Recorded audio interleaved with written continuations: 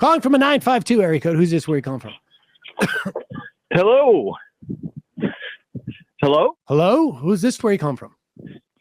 Oh, this is Bert, and I'm calling from Burnsville, Minnesota. Bert from Burnsville, Minnesota. You got a nice from Matt. What's up? I'm sorry about the Wolves' loss last night, and to Matt as well. That was a heartbreaker. Oh, I'm used to being disappointed. Yeah, Minnesotans are. That's like actually a good outcome last night. Well, I was calling today to get your perspective on something. You've been talking about this whole Elon Musk deal and social media. And, I've thought long and hard about this. And I think I've got an idea that everybody can hate, if you just hear me out. Okay. Because, I really agree with you guys that it's problematic that one person with just a ton of money can buy social media. And, he's going to make money with it. That's the only reason. I don't know if it's rug pulls and stock stuff or what he's going to choose to do. But on the other hand, I don't think the idea that the internet, the internet really is the town square, the new town square. Nobody really gathers in a public place anymore like they really used to. They do, but the discourse has moved. So I can see a need for it, but like has been pointed out many times, you can't have forced speech. Companies like Twitter, you might be able to do some really low level stuff, but you just can't compel speech. So here's where I think I've got a solution that like nobody will get behind. Okay, good. I think that's a good start. I think we need. All right, now enough of the preface. Let's get to the meat of this call. So the meat of it is, I think we could really use a public option that basically functions just like social media. So you could have your Twitter-like function. You could have your Facebook-like function.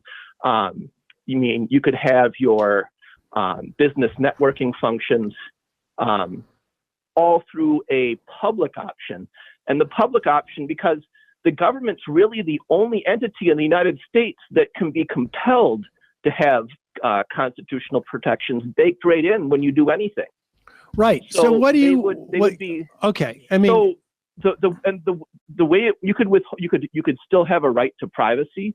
For example, I know you talked about moderation, and I honestly think this could make moderation a lot easier, even if you didn't actually have the ability to delete or completely hide what people have to say.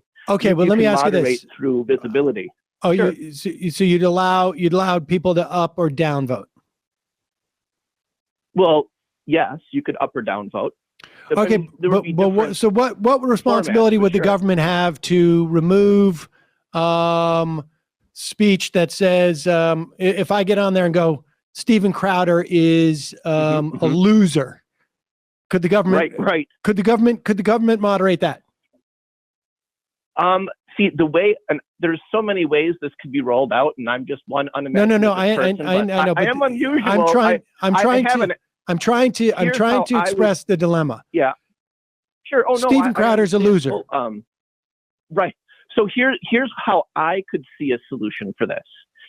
There would be a moderator of this up or down forum, right? Or a team of moderators, or some people that chose to get together and offer this, like a subreddit on Reddit, for example, that kind of deal. So those would be the people that would be responsible for moderation. However, with the First Amendment's rights, no one would be able to delete anything. They'd curate it simply by saying, if you want to be part of our, the moderation team's view, these are the posts you're allowed to see, or these are the replies you're allowed to see. So you'd get the filtered view. So when Donald Trump is president, that moderate team would be like Dan Scavino and Donald Trump Jr. And when Joe Biden is president, let me just finish. See, this is the dilemma. Oh, yeah. This is the dilemma that you're talking about. I understand, because you're right. If during Donald's presidency, right, it would have allowed him to maintain a mouthpiece. Oh, my God. The public. Oh, my God. But right? That would be like every problem that we associate with social media now would be Sam, enhanced times two.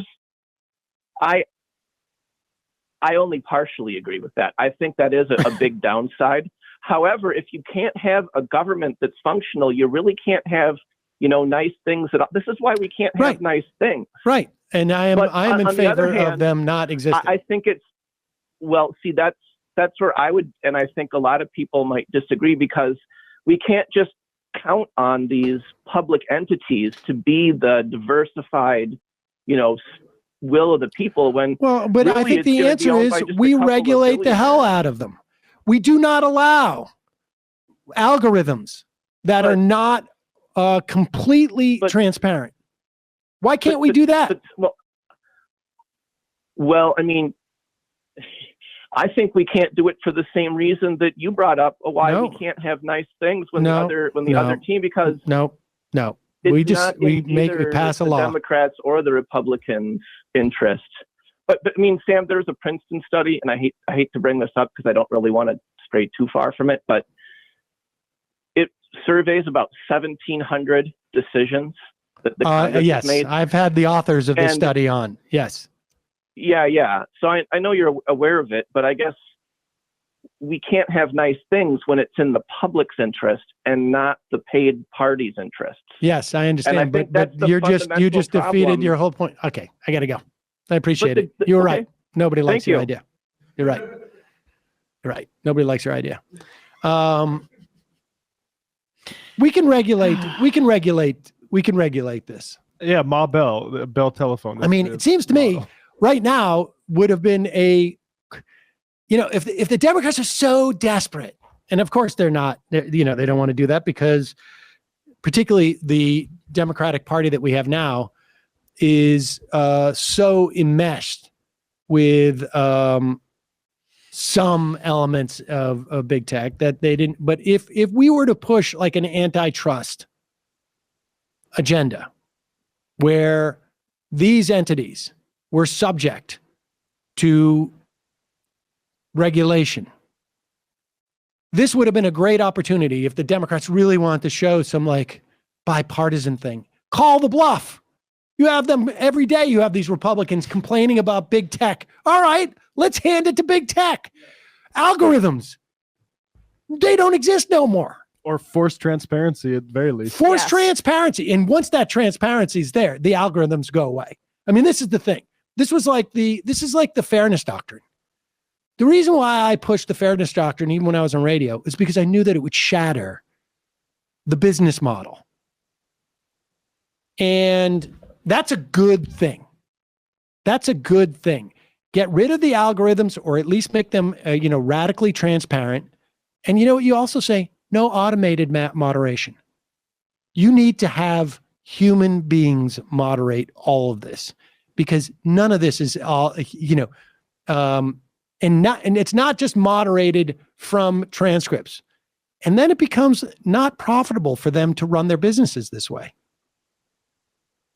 The problem is that these entities are set up in such a way that they can maximize their profit.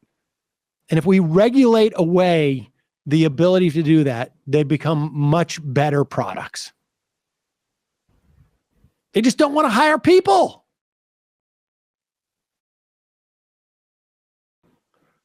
Dave from Jamaica, that call convinced me Twitter should die.